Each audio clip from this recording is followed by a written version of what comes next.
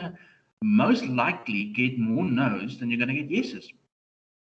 Initially, anyway, when you just start out as an inexperienced person in sales.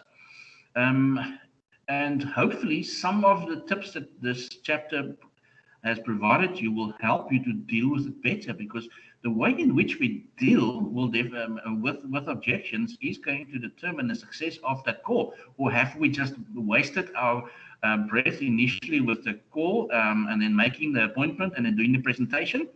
Because you do that, we know. I mean, how many of you, how would you feel if you go through and you jump through all the hoops and you go through a lot of trouble to complete your assignment, and then you submit it on Monday? By the way, you can see probably on Canvas that I have changed the date as you guys requested yesterday. So submission is open till Monday the 20th at midnight. Let's say, for instance, on Wednesday next week, I thank you and I say thanks everybody for submitting your assignments. It's wonderful.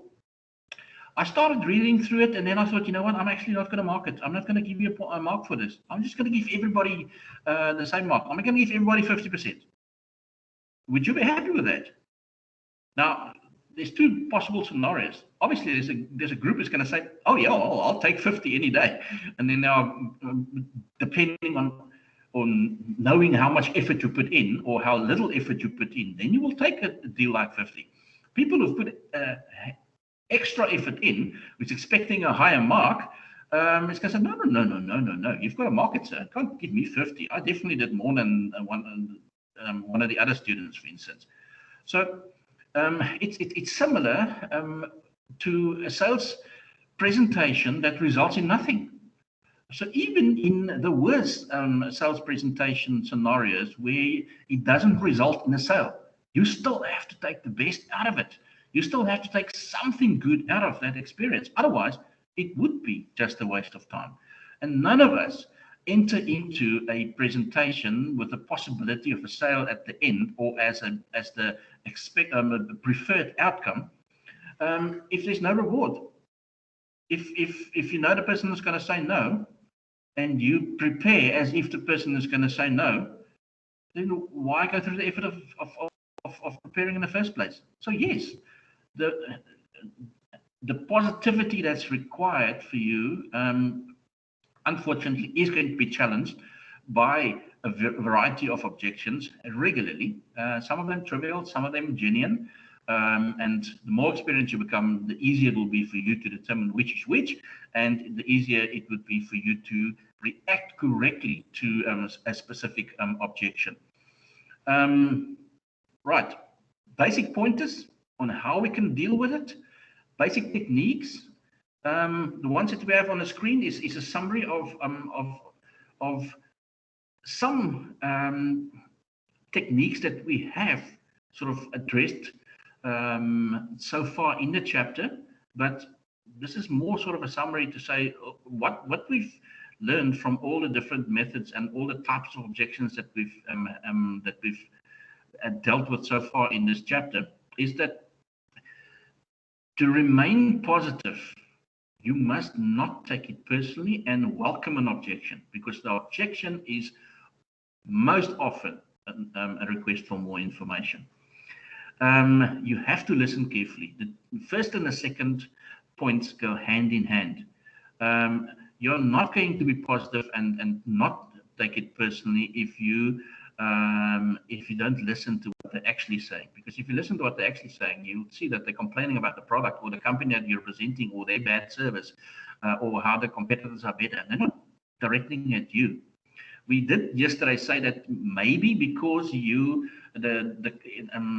not going to be the case with a new customer, but if it's an existing customer who's been dealing with a specific sales consultant for many years, and now that person is not with your company anymore, and you have replaced that person, you have to start from scratch, and there might be some challenges initially where they have a problem with you because they have not got to know you yet, and they haven't built a relationship of trust with the new salesperson yet. So that's very much for a challenge that's faced by salespeople if they're dealing with if a new salesperson deals with an existing customer. When there's an objection, rather rephrase it, repeat it, because that again allows you the opportunity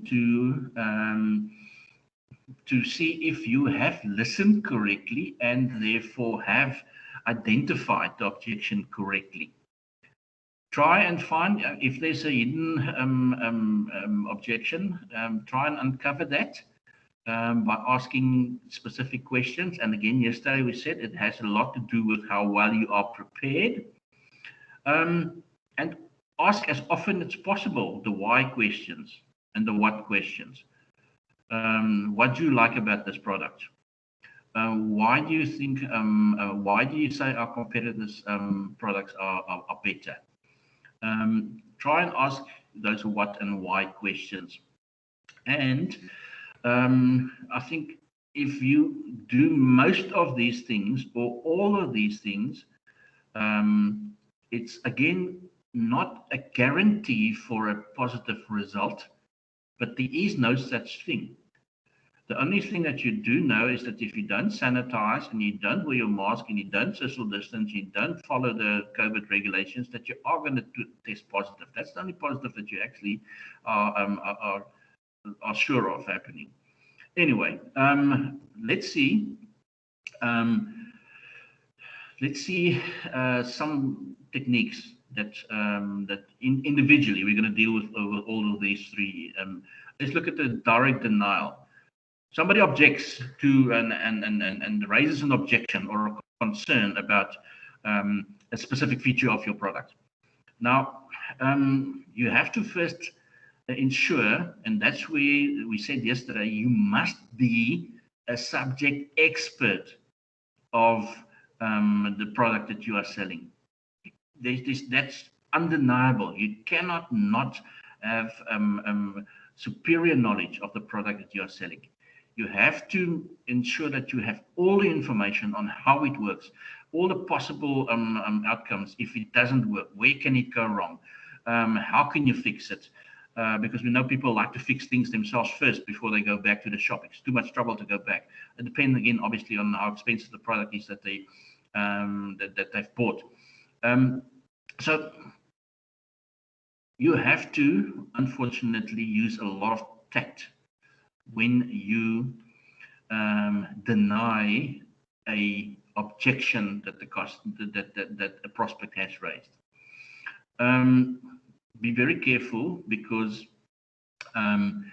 if you straight out, what are you talking about? Where did you get the information from? That's an aggressive reply, and that's a direct denial, and you don't want that to happen. You have to ensure that you have facts to back your denial. You can, and we'll see that the next technique that we can use, the indirect denial, is actually the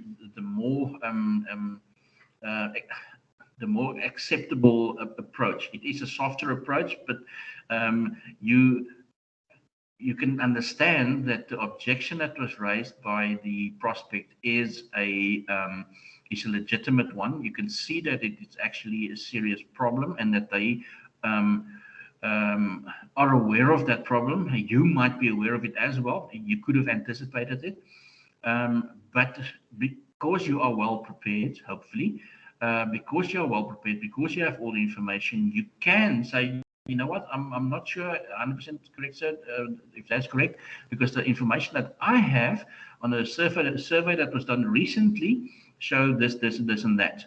So it is, firstly, it firstly sort of softens the blow, because if somebody has a very serious grievance, they are going to be very adamant, and they are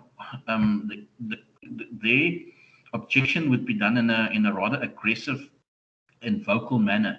For you to actually reply in the same manner is just going to add fuel to the fire.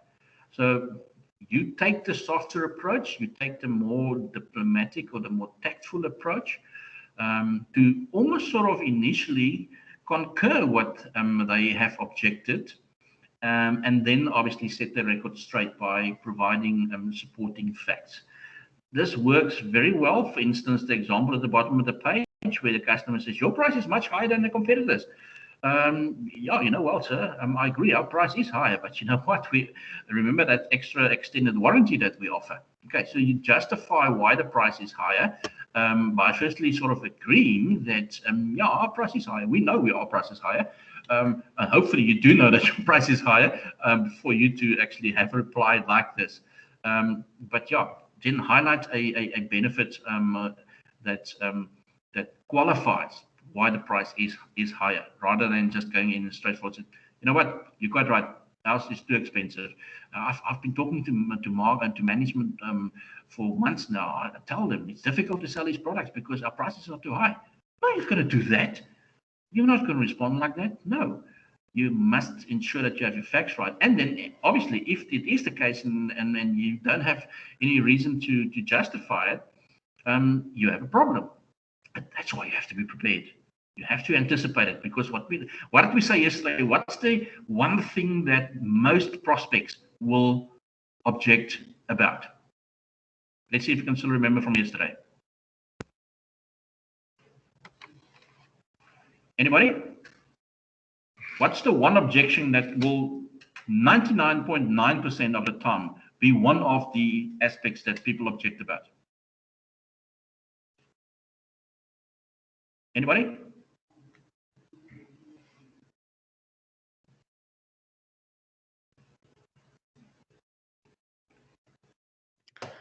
Price. Of course, Andre. Thank you very much. Of course. Price. People will always try and get the best deal.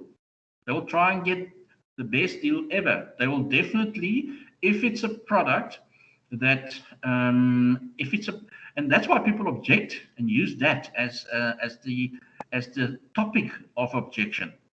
Finances. You know what you can pay. You know what you can afford. You want to stay in that budget, but you desperately want the product. You are going to try and negotiate the best possible deal. Always. I'm not talking about, and like I said yesterday, buying consumable goods, milk and cool drinks and bread and stuff like that. You're not going to negotiate that. Well, yeah, I was always using Sasco bread. Now the Dunes, I see, it's much cheaper. But can you give me the Sasco for the same price as Dunes? No, we don't do that. We stand in the queue and pick and pay to pay. If you wanted the cheaper one, then you'll take the cheaper one, even if it's not the brand that you usually use.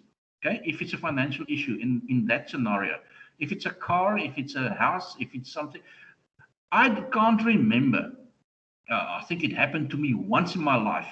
That was the only house that I built from scratch. It was my third house. That we bought a plot and we actually got an architect in. We designed the house according to our specifications.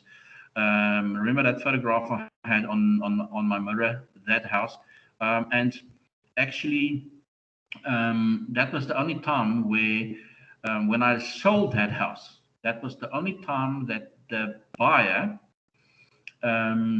actually said to me, you know what, I see the houses in the market for 1.2. I'm going to give you 1.2. You know what, as a matter of fact, I'm going to give you 1.21. Why would you go higher than what that person was desperate. It was a doctor who's already been transferred. He was already working in a hospital in Cape Town. He's originally from Pretoria. He had to actually rent. Basically stayed in the guest house while he was here, and on the weekends he went back home to see his family. So he was desperate. He's been shopping for houses for 6 months and hasn't found anything. When he found something that suited all his needs, it ticked all those boxes, he was prepared to actually pay more just to get the deal. But that doesn't happen. That usually doesn't happen. I have never bought a house where actually the price that was offered was the one that I paid.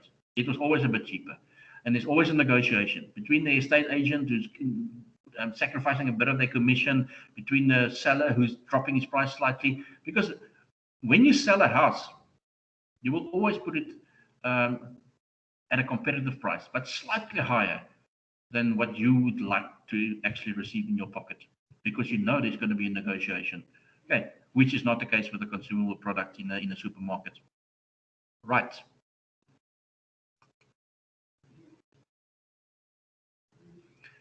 Sometimes, and we said it yesterday as well, sometimes it's just not worth to pick a fight.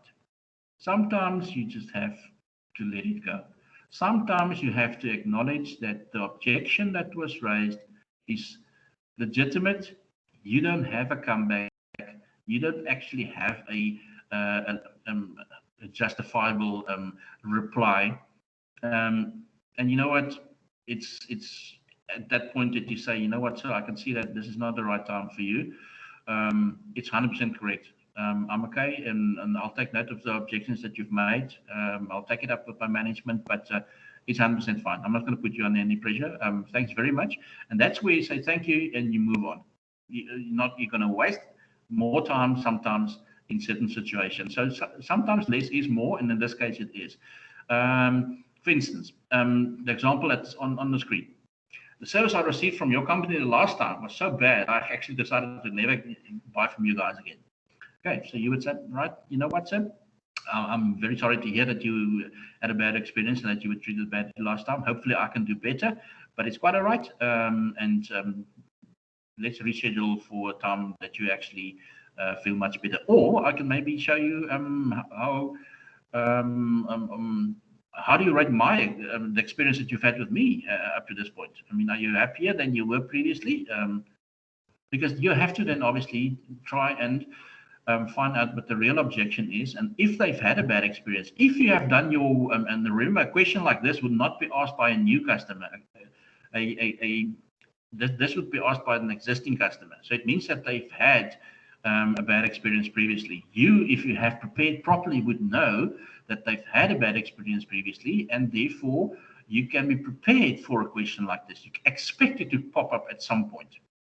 Okay, but sometimes it's just not worth it. Sometimes it's just not worth it. So, you know what, sir? It's fine. Maybe we're not supposed to do business. Compensation. This is where the negotiation comes in. Okay. Especially when this is a kind of technique that is used, especially when the objection was made based on, or the objection was made based on facts of your competitors that the prospect has pointed out that they believe are better than the one that your company is offering. So you are not going to get into a mud throwing contest between and shooting down your competitors and bad mouthing your competitors. You are just going to say, right, you know what, I think that's definitely the case, but you know what, we can actually, I'm pretty sure we can actually work out something. Let's see, what did you have in mind? Question on the screen from the prospect is that your product is 5% higher than the competitors, in which you would reply to, yeah, that's true, our product is 5% higher, but you know what, it's also 50% more reliable, and we have got better payment terms, for instance. Correct. So you can go to the competitors. You're gonna actually pay 5% less, but they'll expect you to pay everything up front. We say, you know what, you only have to put down a deposit, and you actually have 60 days to pay the difference. So better payment terms. So there's a compensation. You're not going to get into a fight. You're just going to say, all right, yeah. Only if you know the boundaries within which you can negotiate, okay? Because you don't want to give money away, but if you have prepared properly, and if you have qualified the prospect properly, you would know that it's actually there might be a potential objection on these grounds, and you will prepare for that. And you will also prepare for the boundaries within which you are prepared to negotiate and compensate. Boomerang, another technique. You can actually use something negative and make it positive. Right, something that was the objection can be turned into a selling point. Usually,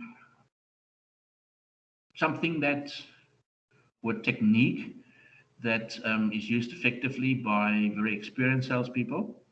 They have heard almost every objection possible. They have years and experience on how to deal with it.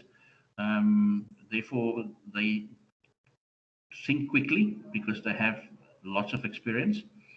And they know the customers very well because they have been dealing with similar types of customers for a while. And they've built that experience, and therefore they can, if a customer says, your product seems to work well, but you know what, the fact that this lid on the can is so difficult to open. Oh, so that's really, I mean, that's very tough for me. But the response that you can have to something like that is, you know what, sir, I'm glad you mentioned that. That's actually one of the safety key features of our product. The fact that the lid is actually so difficult to remove because that prevents all those unhealthy fumes to be released. So again, the boomerang where the objection was turned around by highlighting the feature or a feature of the product again and the benefit that you get from exactly that feature that the customer objected to. How are we doing? All okay? You're still good? Battling through this early Thursday morning session, are we still fine?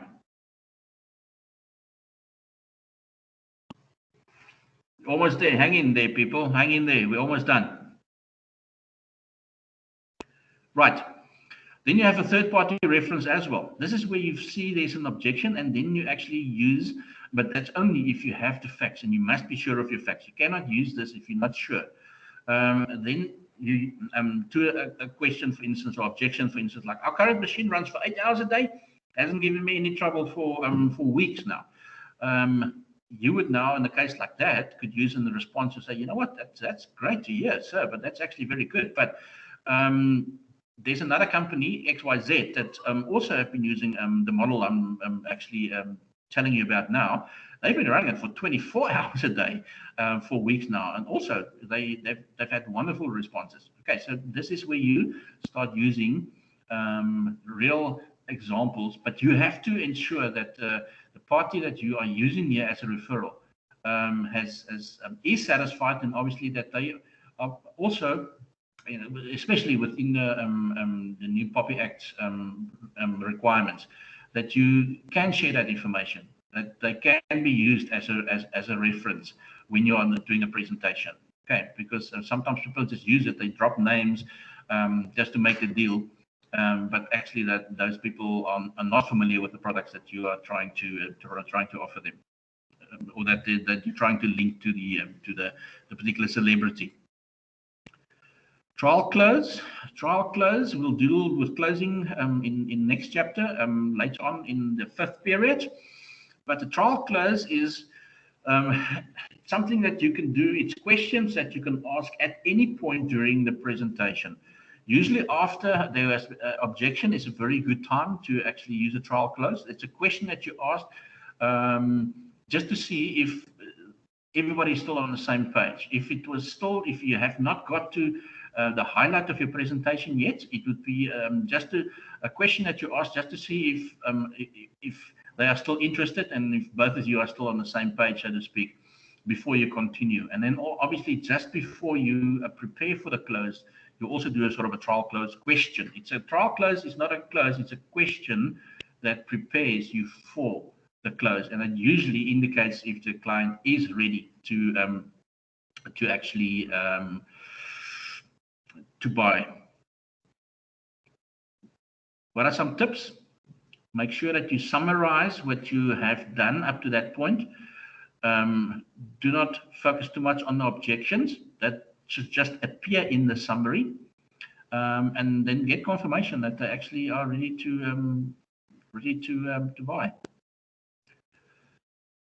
Trial close questions.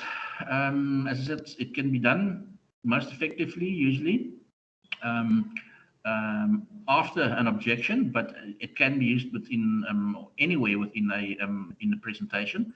Usually after the salesperson has made a strong selling point, right, a benefit that you've highlighted or a specific feature that you've highlighted, after the salesperson has been has answered an objection, okay, and then after the salesperson has completed the presentation. Those are all specific areas that you during the presentation that you can use the trial close questions that you have prepared. Let's look at an example. Salesperson says, so you see, if you are willing to install, we are willing to install the unit during the coming quarter, I will actually be able to provide you with the color that you need, with the additional tube that you actually were worried about. Does that sound good to you? And then usually, in a case like this, I mean, who wouldn't go for a deal like that? Yeah, okay, sounds good. You will then say, great, I'm done. Right, let's now talk business. Let's do the paperwork. Let's look at the diagram on the screen. That illustration is just a very good summary at the end of this chapter that gives you an idea what you can expect to learn from a specific trial question that you ask. I'm gonna do 2 of the 4. I mean, you guys can read through all of them, but let's just do 2 of the 4. If you do use a trial question, for instance, like how does that sound to you? What you learn from this is you will now normally ask that question just after you've highlighted a specific unique selling point and can now determine if the prospect actually values that point or not, if it actually has a benefit for them. Maybe it's a feature that they don't get a benefit from. Okay, that's why you're asking that question at that point, after you've just highlighted a unique selling point. Is this important to you? They might say, listen, I'm worried about the inconsistency or how regularly you will be doing follow-up training for our new staff. What do you do follow-up training once you have delivered the product and you've done the initial training for this current staff? Do you guys do follow-ups in future if maybe we get new staff working on the machine? Because obviously the reason why they're asking those questions is they don't want the current staff who've been trained to actually show the next guy how it's done. Maybe they're not doing it correctly.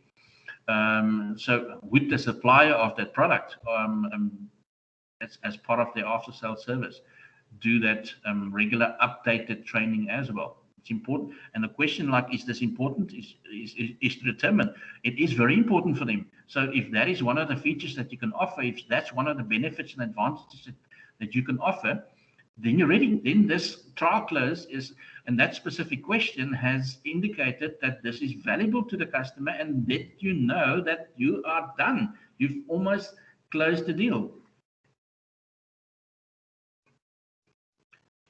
Talking about almost closing the deal, let's just finish off by pointing out a very important fact that has been addressed on a number of occasions throughout Chapter 9. Treat objections as a request for more or further information. If that is your attitude towards the objections, you should be fine. But everything comes with preparation. If you have prepared properly for your presentation, you don't have to fear the presentation. You don't have to fear the objections. Only if you're prepared. Why are people, what is the greatest fear that you have before an exam?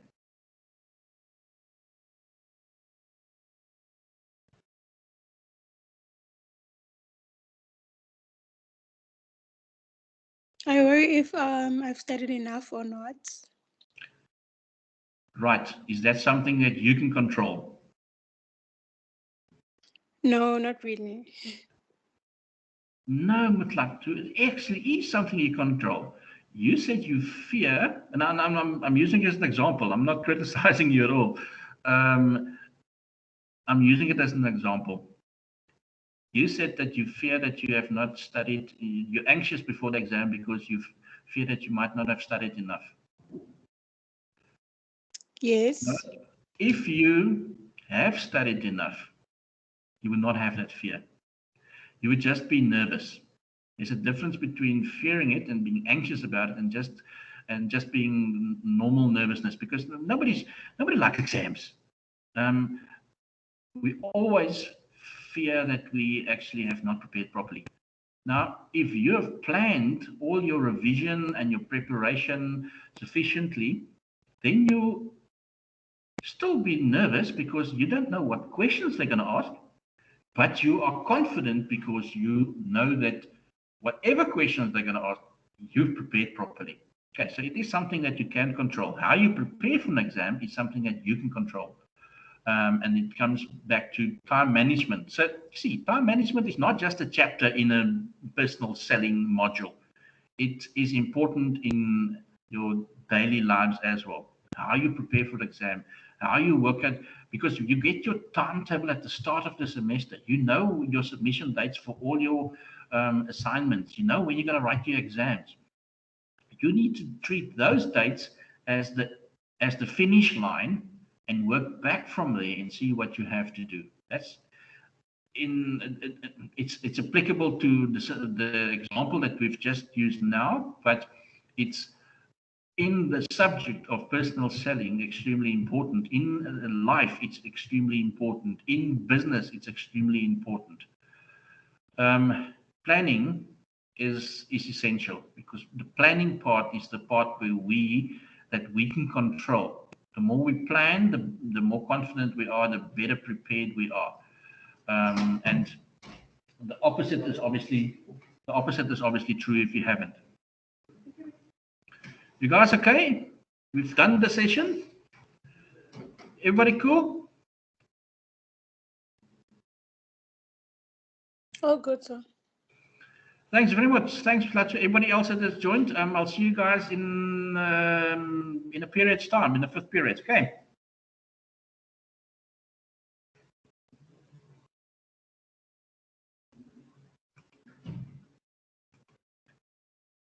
Keep well.